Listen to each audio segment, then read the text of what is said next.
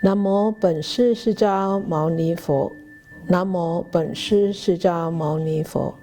南无本师释迦牟尼佛。We pay homage to our respected teacher, Shakyamuni Buddha. Okay, so it's the chat with Sze Fu. That means chat with me. Again, long time no see. How is everybody? Is it okay? It's okay. Everything settled now? Oh, okay. But sorry about the hiccup before the meditation. It was like, something wrong with the audio. So they said that it's okay now. Okay, so hopefully you won't have that much echo. You won't hear that much echo. So the chit chat with Sze Fu, there's quite a few comments and discussions and questions. So the first one is actually the leftover from last time, posted to me by Tisa and Mali. He said there are many positive things have come about in this pandemic, and awareness.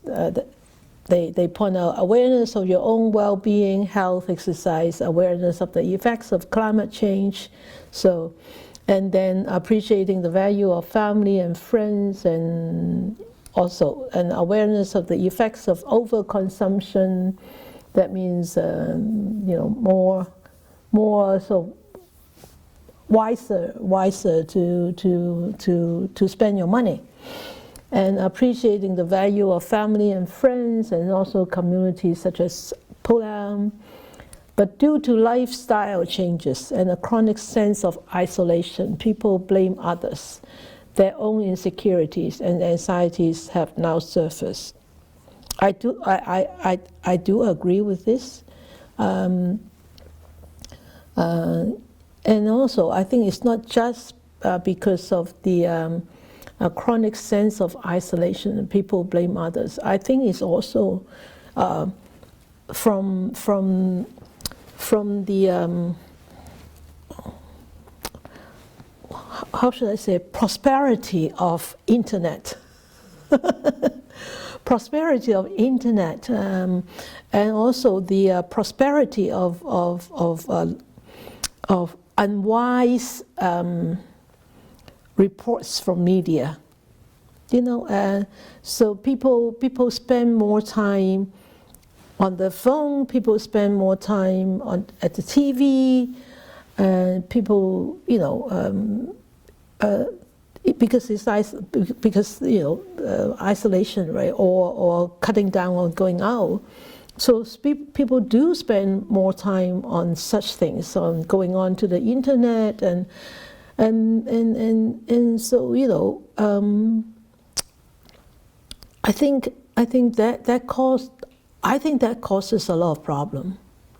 That causes really a big problem, and especially a lot of times the information on the news, on the TV, are really provocative, really negative, and I could say there is no a lot of times those they don't have any substance in it, and let alone good substance, and right. So that's why, and the more people look at these kind of things, the more insecure they will feel, the more anxious they will feel. Because, for example, if you see a piece of news and you think you totally believe in it, and it's completely a lie, and if something is being blown out of proportion, and you believe in it, then unless it's actually something wholesome, if it is something unwholesome, that will cause a lot of anxiety and anguish, in our mind. So this insecurity and anxiety is really not just caused by us being isolated. I mean, we are isolated. We were isolated for the last 2 years too. I mean, we'll seldom go out, but we don't spend as much time on those things as a lot of people do. So it's kind of different, right? So our lifestyle is different than most people. So I can't say that people would like our lifestyle, but this lifestyle was a little bit healthier during the pandemic. Because we are used to the isolation, we are used to be not going out to coffee, and we are used to not going to the cinema and all that. But people, when they are not used to it, and then they were being forced into it, then there will be anguish and anxiety, and also on top of that, with the media, with all these crazy internet things, then that really cause a big havoc in at those time for those people. So, and then so they ask the question is, not having control, the primary issue that leads to other problems such as anger, anxiety, which is sometimes interpreted as not having freedoms. So, so Tisa and Mali wanted us to actually, put this up front so that we could have a discussion about this. So, not having control, yes, we don't have any control of the virus. I mean, even though now we are all vaccinated. I mean, most of us are vaccinated. Still, we don't have any control over it. We are trying to protect ourselves by vaccination, but still that doesn't guarantee that we are really totally immune from being infected. So, I mean, it's not having control the primary issue that leads to other problems such as anger, anxiety, and which is sometimes interpreted as not having freedoms. It's true. I think it's very true, right? And so. I think these two things in here we have to look at is, first is not having control, and the second thing is freedoms. How do we define freedoms? And how do we see into this issue of control, not having control? So we try to control things because we want things to work out the way we want them to be, right? But does it always work? No, I mean, look, we don't want our hair to go white, right? But can we stop our hair going white? No, it goes white, but you want to control it, so you dye it. You dye it green, you dye it blue, you dye it brown, you dye whatever color, right? Then that gives you a fake idea that you have the control over this white hair. You don't have the control over the white hair. You don't. But you want to, that gives you sort of a perception that you have a control, but we don't have that control. We don't. So why do we want to be in control? Why? What do you think? Anybody can volunteer some answers?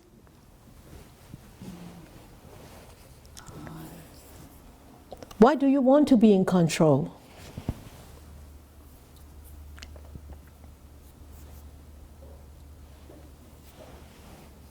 Anybody? They can all unmute themselves. You can all unmute yourself, but put up your hand first before you unmute.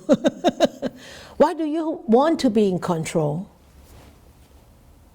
Because you are? You can say. Yes, Tisa. Tisa. I think one of the main reasons is because you have a big ego. That you A big ego. all the time. Yeah, a big ego. Yeah, a big ego. And why would a big ego would resist change? Yeah, Claudia, that's good. We don't want change, yes. And because we don't want change, and then we have a big ego. Oh, Mali, you want to say something again? Yes. We are afraid of the unknown. Exactly. We are fearful of the unknown. We are afraid, we are scared of the unknown. And also we don't like changes. So anything out of our accustomed way, we don't like it, because it poses a threat to our control. Right? When it poses a threat to our control, that means we are afraid that we will lose that control, and we don't know what the result will be, and what the consequences will be, and whether I'll be able to deal with it or not. So there is a really big part in it is fear. So fear of changes, fear of losing it, fear of insecurity, fear of anything. So, and also, this control is the result of the illusion of constancy. Yeah. It provides us with a false sense of security. Yes. And also, this control is the result of us being attached to a specific outcome. So, an outcome we are sure that we think is best for us, for ourselves, as if we always know that which is the best for us. Right? But a lot of time we really don't know. And so when we trust that we are okay no matter what kind of circumstances will come our way, we don't really need to sort of micromanage our universe. We should learn how to let go and open ourselves to all sorts of wonderful opportunities and wonderful possibilities. And a lot of times these possibilities, these opportunities, we may not be able to visualize, we may not be able to see it here at this step. But because of fear and because of fear of losing control, because of the fear of this is not my the outcome that I wanted, we refuse to take one step further. And that's always why people fail. It's the one last step they don't want to take because they are scared, right? So if we know, of course, we have to weigh our pros and cons, and then after we weigh our pros and cons, we know, okay, this is the way I choose. Then. But, we need to accept the outcome as they come. Because we chose it. And a lot of times, we're just missing that one step. And we don't succeed. Because we don't see that we have control. And I don't want to go that way. So, when here, not having control, I think the opposite is how can we actually find true freedom? What is freedoms? What is true freedoms, really? Freedom to do whatever you want. right? I watched some news the day before, and in China, in Shanghai, the whole city is closed. Okay, all the busy streets in Shanghai was like quiet, never happened before. And there was this man, he broke this law of quarantine. He went out, and he went walking and smoking, just him alone on the whole block, and of course he got picked up. So he probably thought that staying home he doesn't have the freedom, and going out he has the freedom to choose to go out. But is that real freedom? No. Why not? Because this is what he wants, and he wants to do it. Then you don't let him do it, that means he's losing the freedom.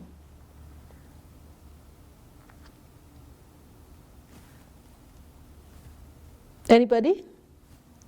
You want to say something? No? Agnes, yes. You unmute your mic, yes. Yes. Yes. Thank you. I like to look at it from a different perspective. I think before I look at control and freedom, I think some people may not be able to adapt too well to changes. Yes. So yes, this is not the norm that we were used to living with, Yes. but we have to understand that there's a bigger issue out there than ourselves. Exactly. Yes. And for the benefit of this issue going away, which is the COVID, we all have to take certain measures, even though we don't like them. Yeah.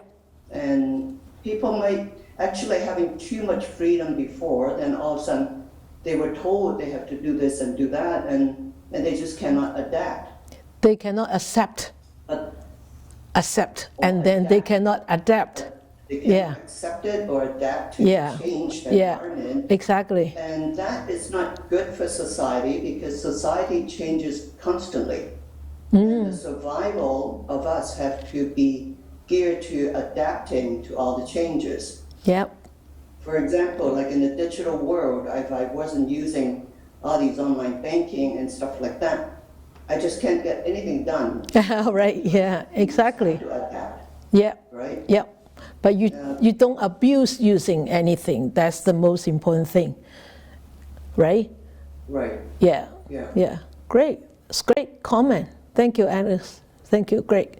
You're welcome. Yeah. So yeah, and yes, people are not used to this kind of norm, and people because they don't see the future, right? We don't have the wisdom to see through what is going to happen, so that unknown is going to cause a lot of anxiety. So not having control and freedom. So what is the best way to deal with this? I mean, of course, we are not looking just at the mundane way, but what does the Buddha teach us to do? What does he say? What did he teach us?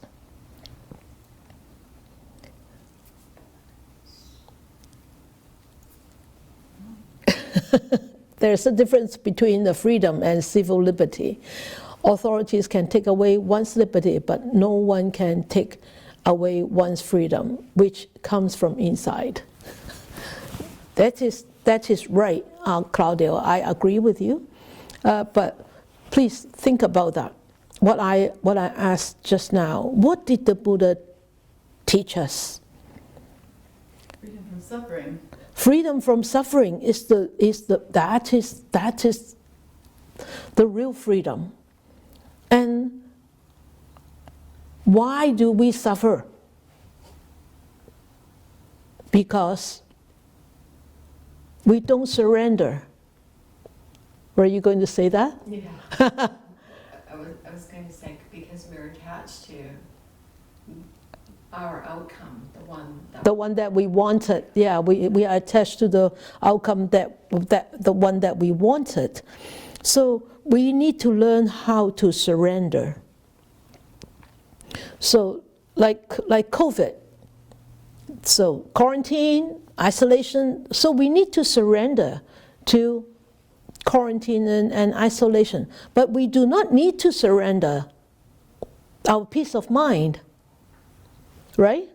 We don't need to surrender our peace of mind. We can actually build up our peace of mind in such situation. We learn from such situation, and we actually would understand a lot more about the Buddha's teachings during COVID and during our experiences with COVID than any time in our lives, because our life had been like to too sweet, especially in the West, too sweet and too smooth. And once with this cold, boom, oh, darn, my freedom is lost, and and so much fear, and I need to do this, I need to do that. So I think the whole thing is we understand, and every situation is whether the way that I'm dealing with this is going to create more peace, or this is going to create more sufferings. And I think really the energy of surrendering is actually will help us to create more peace than create more anguish.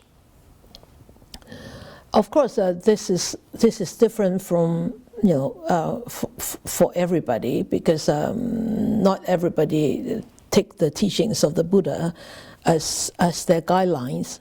But we are the practitioners, we are the students of the Buddha. So the Buddha taught that life is full of sufferings. And what are the cause of sufferings? It's because of our ignorance, right? And because of our greed, and because of our anger, and most of all is because of our ignorance. So that is a situation where we can actually totally understand the Four Noble Truths, days in and days out. And so then we need to sort of, help ourselves to embrace this situation and see how we can actually make full use of the situation to actually strengthen ourselves and to improve ourselves. Surrendering, I don't mean giving up. Surrendering, I mean we stop fighting in a negative way. We stop fighting in a negative way.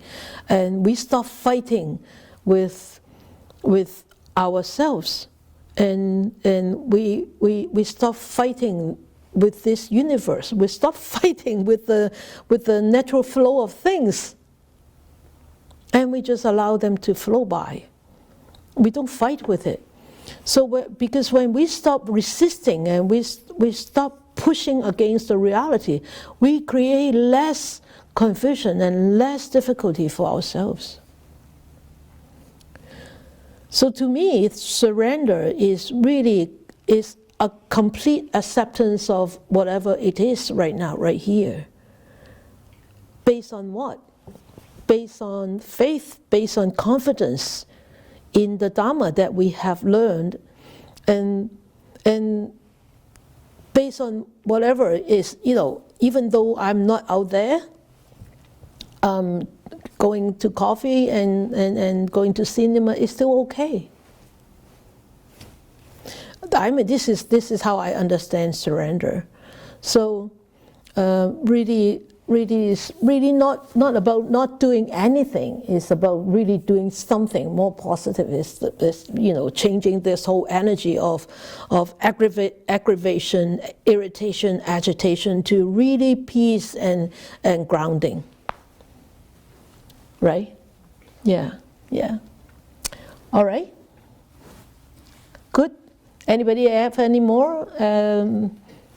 Attachment to one's expectation is part of the source of suffering and stress, and comes from comparing our expectation with what is yata Buddha as the way it is.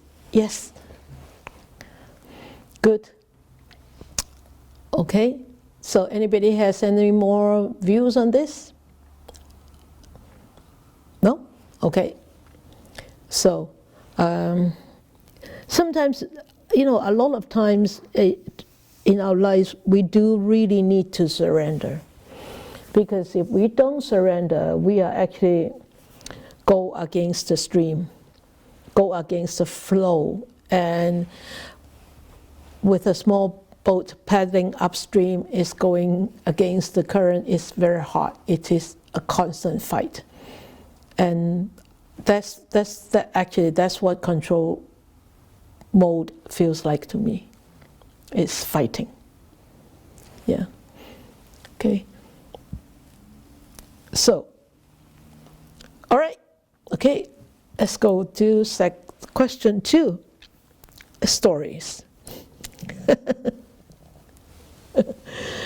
Laurie sent this comment to me. She said, "Oh, not unlike children, many adults learn by repeated tellings of stories that have a moral or lesson embedded.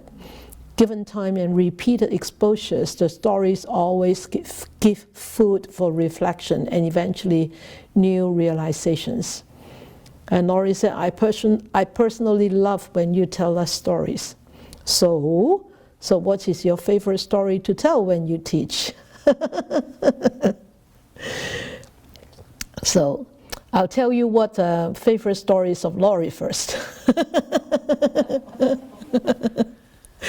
She said, I love the story of the tiger and the strawberry.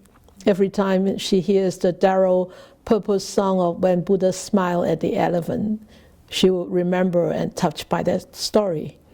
Also loving the blind man and the elephant story, the 5 blind men and the elephant story, and the mother and the mustard seed story, talking about, death is inevitable, and the princess and the bubbles, which will never happen, right? Getting a bubbles garland, right? Yeah. And the transformation and redemption story of Angulimala, of course, that is a very inspiring story. And the one where Sariputta gives his eyes, yeah, that is a very sad story, but also inspiring. So she said, I need to hear it again. You want to hear about the eyes again? Or you want to hear stories? Just stories, okay. Yeah. So you asked me a question, are these stories called the Jatakas? Some of them are. So some of them, some of the princess and the bubbles are not from the Jatakas, okay? And so it's from actually from somewhere else, can't remember. And when I tell stories, some of them are from the Jatakas, some of them are Zen stories or Chen stories, and some of them are, just ordinary, very ordinary stories, and I use them to teach. That's all. So, and so it's all like in English or in Pali or in Chinese. And so, not just the Pali canon. So I'm going to tell you a story today, and it's like this. My heart is here, your heart is there.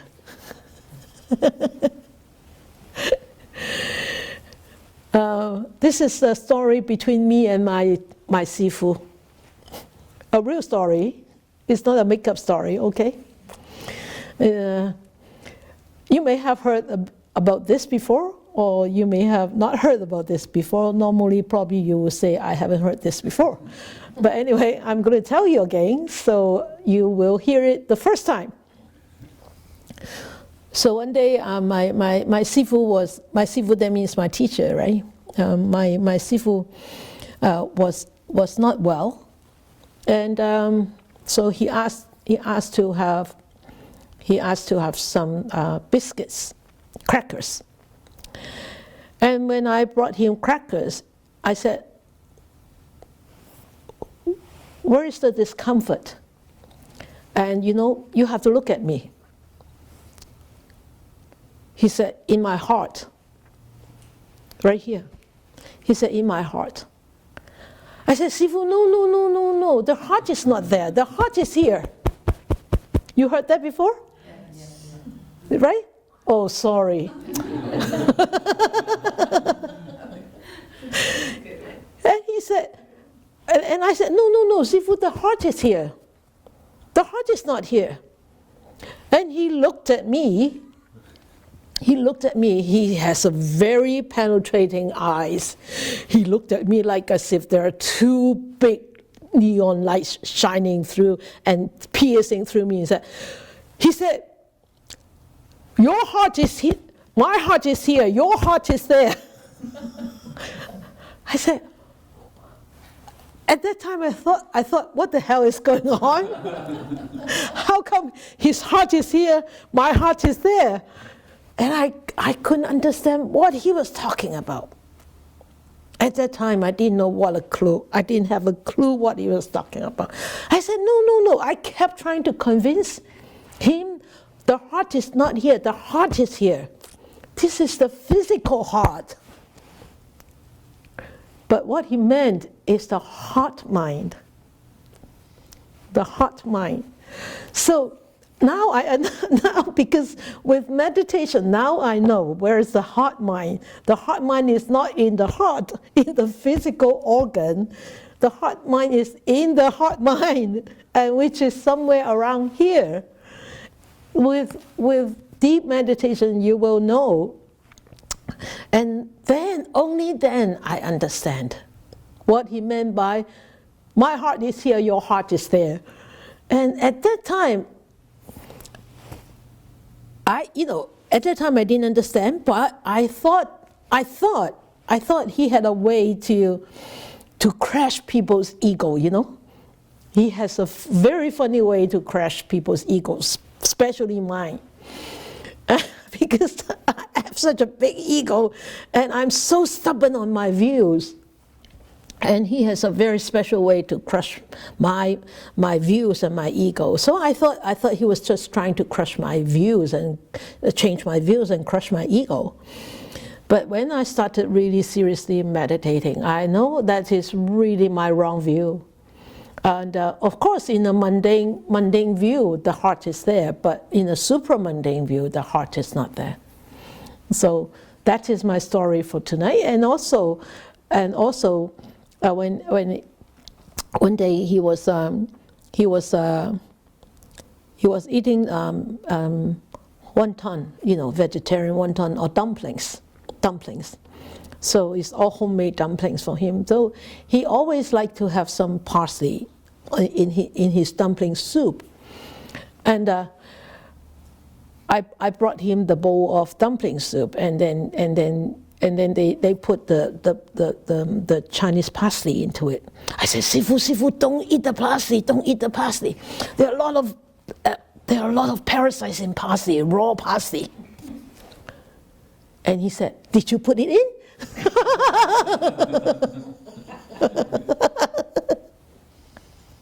Did you put it in? And I couldn't answer it. I said, no, of course not. He said, well, then it's okay. So he finds ways to really, crush my views. And of course, I see it from the really mundane point of view, and he sees it from a supramundane view point of view. So that are the two stories that I offer you tonight. It's a good story, eh? So remember, my heart is here, your heart is over there, all right? And I think the more you meditate, the more you will understand what this meant. Okay. So the third one is actually about meditation. So this person said, my Sunday morning group sitting went well until 2 weeks ago. So she wrote this at the end of March. And so it was like 3 weeks ago. And she said, I found myself not sitting very stable and calm as in the old days. So during meditation, I observed many pains from the past that I think I have mental blocked them some way, somehow, purposefully. Also, I'm aware that I have made up stories using that unwanted past events and values to create fear in myself. So she said, although I can mostly maintain equanimity during the sitting, I observe myself having very low energy and cannot stay positive for the rest of the Sunday. Today, she said, I even cried and stay antisocial. And I have a thought to stop the 3-hour group sitting on Sundays and change back to a 1 hour instead. Then I think I should reach out for help, so I wrote this email. So she said, this whole week I cannot sit on the floor because of knee pain, improper alignment of the right leg, And I missed one morning sitting for sickness, just like Sze Fu said, I missed a meal. My bad. And think this is my first encounter that I need a chair to sit, a little worrying about my path to sustainable happiness. But yet, I do see this is the path that I'm after. Because time is short, because I only encounter the Buddha's teachings very late, so it is better to be extra diligent. So she said on the morning of March 20th, Sze Fu said, Metta Bhavana, that means loving kindness, is the ointment to the wounds, like balm. I'm not sure if Sze Fu refers the wounds to the sankhara arising from karma or what. So she asked the question my question is, should I lengthen my metta in order to cope with my current situation? Or any time. So there are quite a few things in this whole passage. I didn't want to post it out because it will too many slides. But there are quite a few things in this passage that she wrote. She said, I found myself not sitting very stable and calm as in the old days. Remember, I always remind students, you don't compare your one meditation with your past meditation. You don't label it as a good or a bad meditation. Any time you are able to sit down is a good opportunity. Whether you remain calm or stable is another thing. And also, it's very possible and it's very likely, even for seasoned meditators like us, we will have very unstable days, unstable hours. Could hardly sit for an hour, like ants, crawling on my butt and wanted to get up, right? And wanted to go out and scream my head off. It happens. Because why? It changes. Different things surface at different time. And you're ready, you should be ready to actually accept those changes and just observe how your mind deal with those changes, deal with those difficulties. I mean, I constantly have wandering mind because it's such a big project and I constantly, those things happening with the constructions come into my mind all the time. Is like, come on, I keep telling myself, hey, come on, let it go, at least for this hour. And after this hour, you can deal with it. And sometimes I feel very agitated, sometimes I feel very impatient because the difficulties arise in the constructions. It comes into my mind all the time, and I start to get impatient and I try to go and find solutions in my meditation. And I always say, there's the impatience setting in again. Hey, watch yourself, watch yourself. So I keep reminding myself, this is impatience. So for those people who have actually learned the 16 steps with me, that's Chitta Sankhara, right?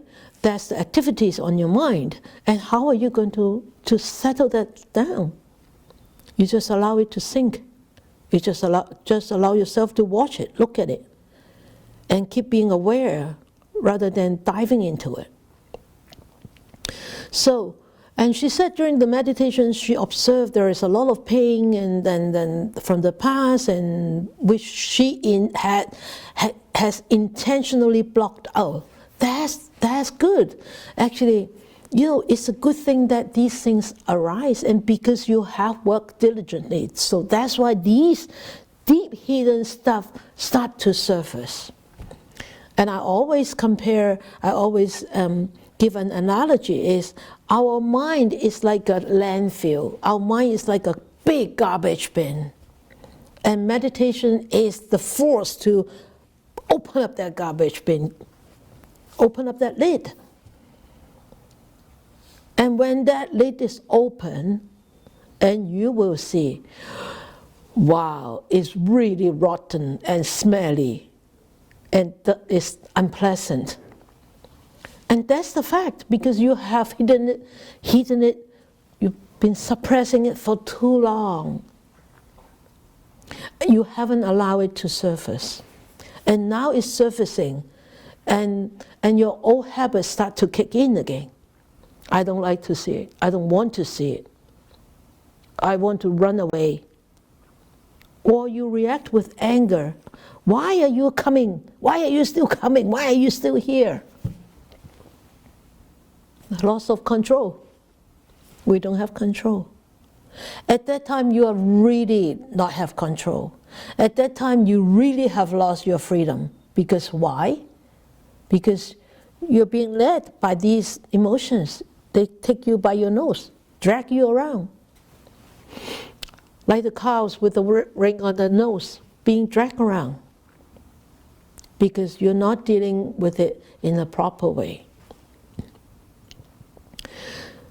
And she says, although I can mostly maintain equanimity during the sitting, I observe myself having low energy. You see, you're really not maintaining equanimity. When you really maintain equanimity, you will not actually expand or expense. Is that expense or like spending too much energy? Expand. You will not expand your energy a lot. And at the end of the sitting, you will not feel very tired because of equanimity. If you have equanimity, actually at the end of the sitting, you will feel light because you were facing it with equanimity, real equanimity. And you remember, equanimity means acceptance, embracing, and also balance. So if you're really accepting it, you're really embracing that emotion that has surfaced, and if your mind is really balanced, you're not expending you're not spending any energy at all. You're actually reserving energy. But if you're actually fighting unknowingly or knowingly, you will be expending your energy a lot. And at the end, you feel very, very tired, drained. And so then you cried and you stay antisocial. So yeah, crying is sort of like expressing the emotion outward, right? And antisocial also is expressing your emotion outward. Why you become antisocial? Because you don't want to hear, you don't want to be in the people, inside a group of people, and then they will start asking you and you don't know what to do, what to say or whatever, or you just want to be quiet. It's okay, but you need to know why, and you need to, at that time, you need to know how to work with it. Not just cried and not just remain antisocial, but you need to work with it. And also you said, because during your meditation, you feel that you have so much pain in your body, and you need to sit on a chair. You see, that pain, it could be related to your emotions. It could be. And a lot of times when you are actually being challenged by such a strong emotion, whatever unpleasant sensations that come out in your body is actually quite a lot of times are related to that emotion. So you should be thankful. The pain is a storyteller for you, telling you about your own story at that moment of your life. And so you need to sit on a chair. Sit on a chair. What a big deal. So what? Sitting on a chair, you can still continue to meditate. Even standing, you can still continue to meditate.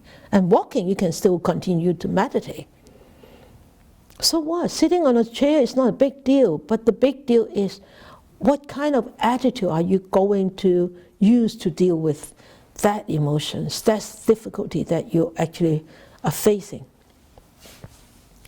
So, yes, this is a path that you're after, but you need to walk on this path with the proper understanding.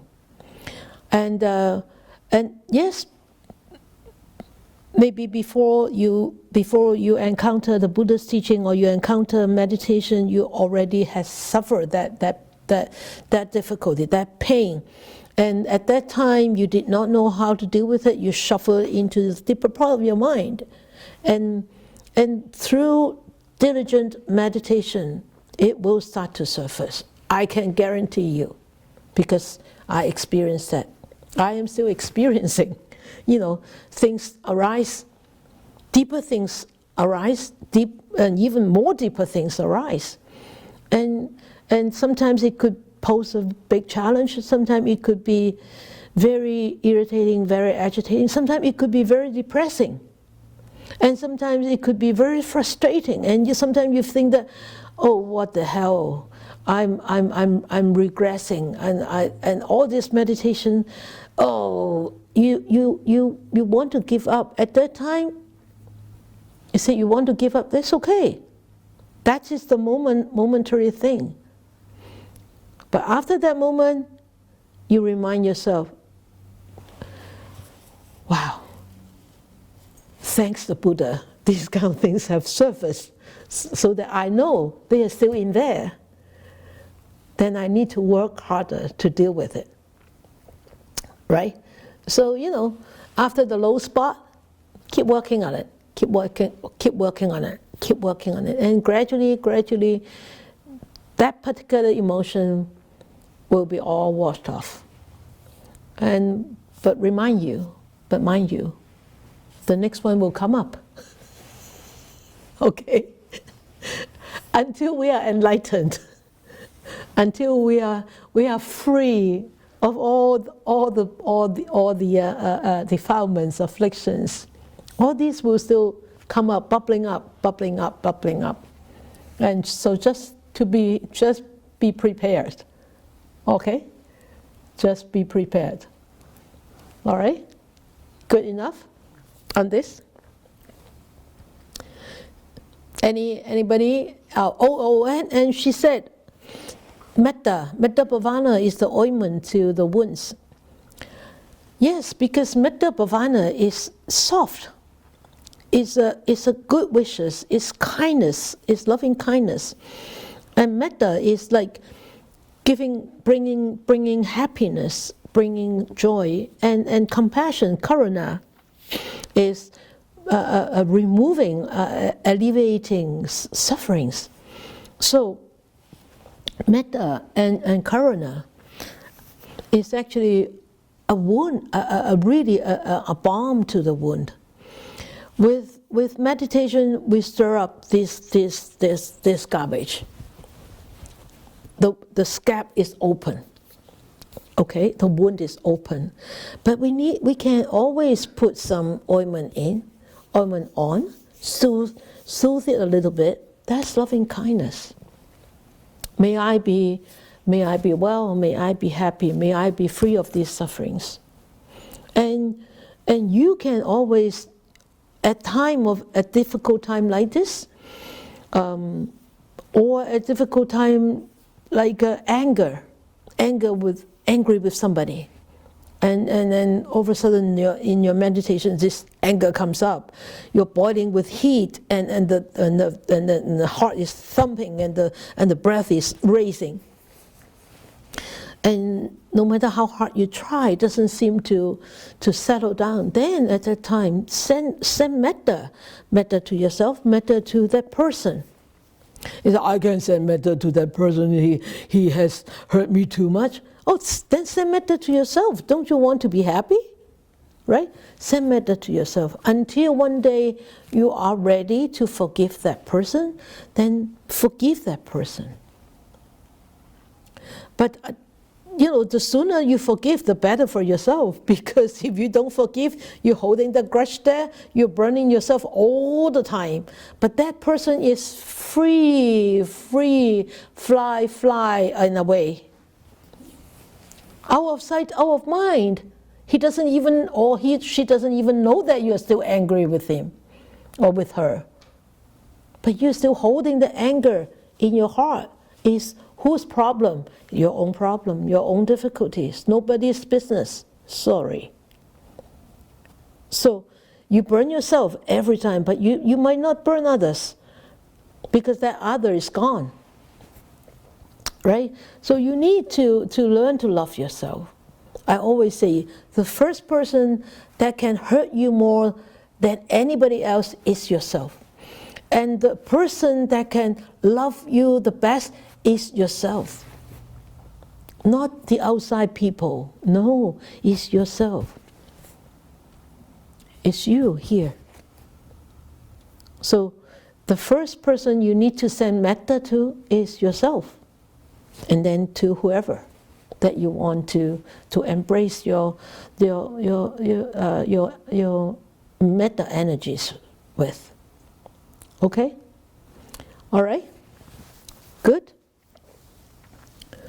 So the fourth question. This question is a difficult question because it's talking about Diamond Sutra. I forgot to bring my Diamond Sutra tonight. I was going to read some out. Eva asked this question. She said in the Diamond Sutra, chapter 14, it's talking about King Kali. The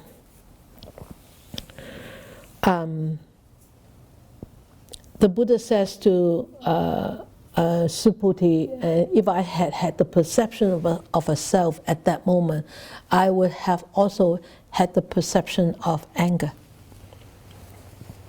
So the whole story about this is at that time there was this ascetic sitting in a cave meditating, and this king.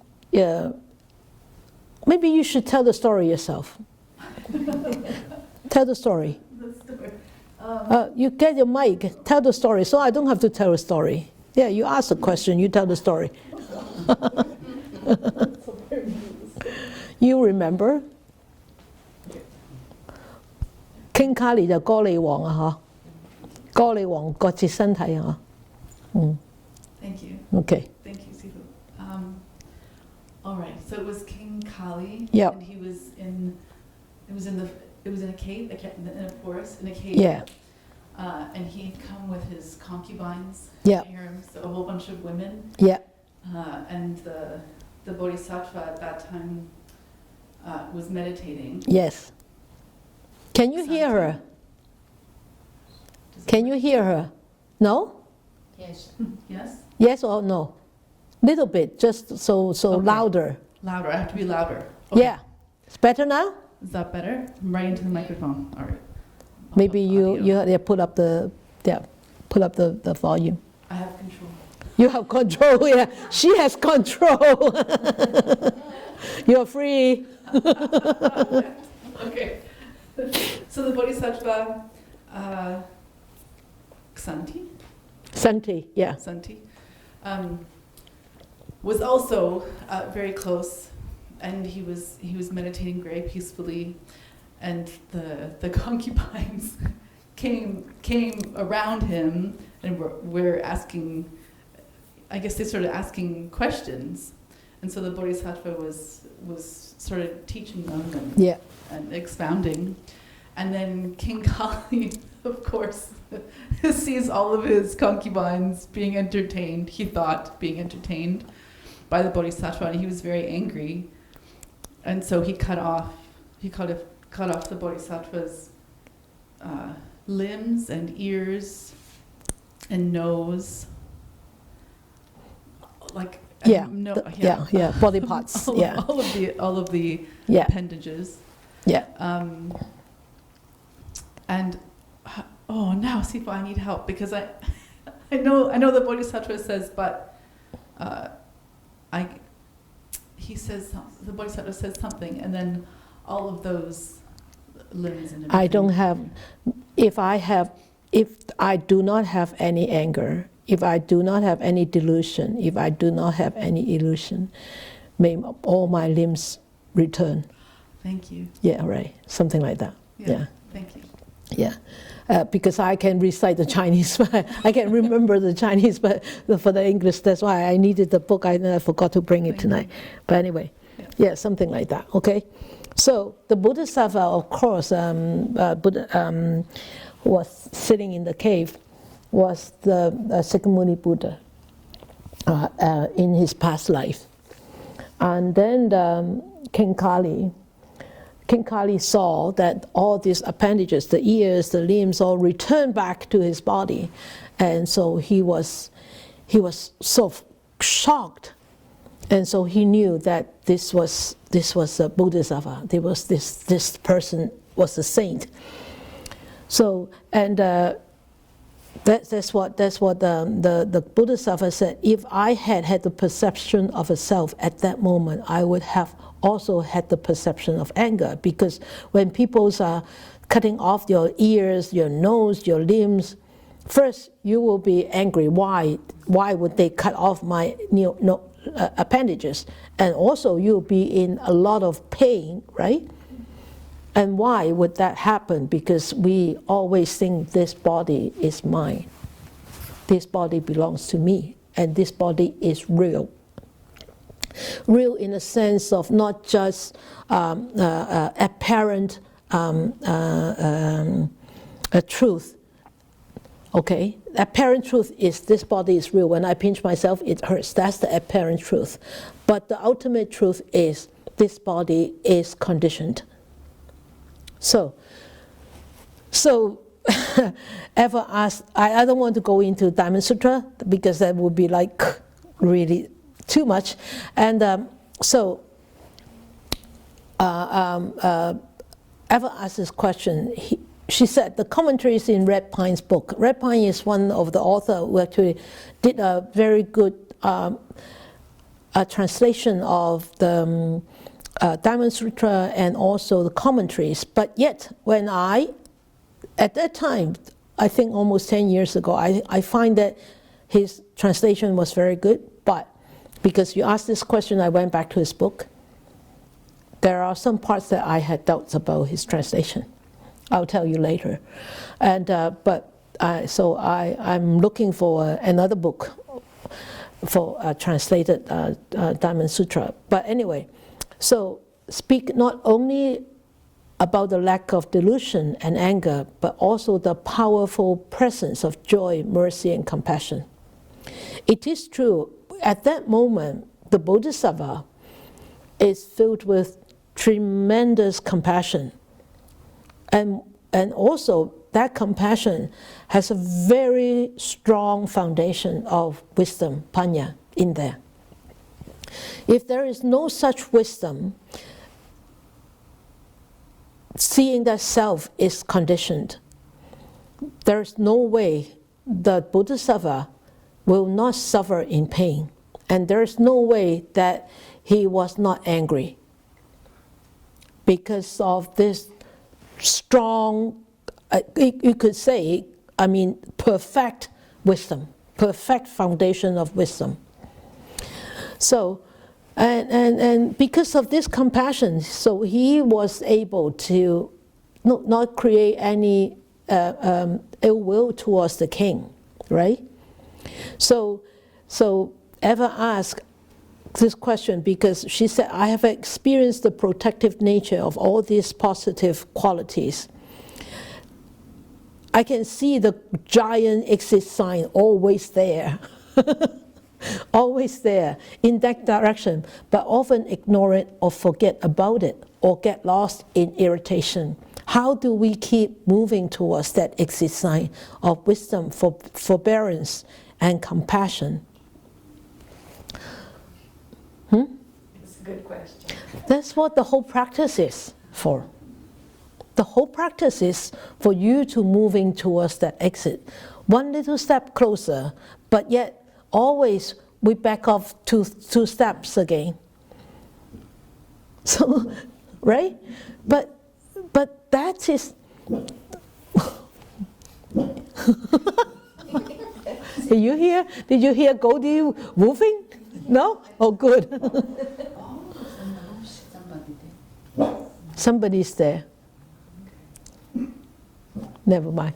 So that's what the whole practice is. It's for us to reach the goal, but we don't need to look at the goal all the time. Remember, when you say, oh, I want to go there, to the exit sign of compassion, forbearance, and wisdom, then you're just looking at the exit sign. You're not walking towards there. When I look at the moon, you don't look at my fingers. You look at the moon. This is just a tool for you. It's just like watching your breath, feeling your breath. How could you feel your breath? Because sometimes people think, oh, I have the sensation, so I know that breath. No, that's wrong. The sensation is the finger. The breath is the moon. So, remember, yeah, you understand? You look very doubtful. No, I'm not doubtful. Oh, you understand? Right, okay. So, remember, when somebody is like, this is a Chan story, right? 以子守月, 以手指月啊. Okay. 以子指月啊. So this is a Chan story. It's like pointing the moon with the finger. You don't look at the finger. You look at the moon. So you you look at the moon, knowing that the moon is over there. So how am I going to get to the moon? Then you need to take your steps. How am I going to take my steps? You practice. Without practice, you're not going anywhere. But you're thinking, oh, I want to go there, exit sign, yeah, wisdom, forbearance, and compassion. No, you're actually going backward because you forget the present step. You forget this step here. Every step is one step closer to the goal. But if you're looking at the goal but you forget to walk, there's no way you're not going to walk, you're not going to get there. Practice, practice, and more practice, right? So this is not really such a difficult question. So, but anyway, oops, sorry. So remember, wisdom and compassion and wisdom has good friends, and you have to walk with those good friends too. Wisdom have 5 good friends. You know which 5? Anybody knows? So what is wisdom? Is it one of the 5 powers too? Yeah, but also one of the, I said it has 5 friends. Oh. Huh? Faith? Faith, that's the 5 friends. Paramis, yeah. Paramitas. Paramis, Bolo. So wisdom have 5 friends, right? What are the 5 friends? Generosity. You haven't memorized this? Faith. Faith is 5 power. Sila. Huh? Relaxation? Renunciation. That is one of the 10 paramis. Oh, yes. Tolerance. Khanti, tolerance. Renunciation, that is. Efforts, samadhi, wisdom. That's the 6 parami, right? But also, of course, in the Pali term, it's 10 paramis, right? Khanti, right? So remember, these 5 friends are very necessary, or the other 9 friends, if you want to look at it from the Pali point of view, is they are the friends for the cultivation of wisdom. So they have to grow together. Remember when I taught the paramis, they are all interrelated with each other. Remember that diagram? Yeah? So actually the front portion of Diamond Sutra is talk about the parami. Oh, yes. And this 14 is talking about tolerance, right? One of the parami, tolerance, yes. So, and then the whole thing is really, the whole thing about Diamond Sutra is really teach us not to give birth to a thought that is not attached, and not to give birth to a thought that is attached to anything. Right? 應無所住而生其心. So it's a very difficult thing to do, but it's possible. And Diamond Sutra is a very difficult sutra to understand, but it is very necessary, especially for us meditators. This is one of the very important sutra that one needs to really dig into. All right then. Okay, I have answered all the questions. It's good. Send more. Send more? Send more. Laurie says send more questions, everybody. So yeah.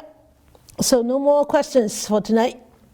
All right, you good? You good? Okay. So for the 8 o'clock dedications, I sent a group notice that tonight will be the last one, because the whole pandemic situation in Hong Kong is improving. So, and the number of infected are really going down, and I think things are getting more stable.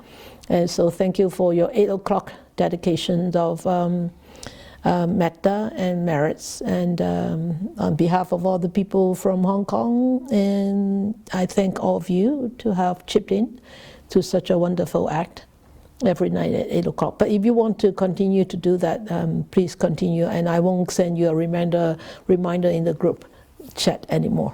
All right? So let us dedicate our merits. May these blessings extend to all, that we with all the other living beings together will attain the Buddha way. May more and more people will encounter the words of the Buddha, study them, practice them, understand them, practice them, and help themselves to liberate from their own sufferings and be truly free and happy.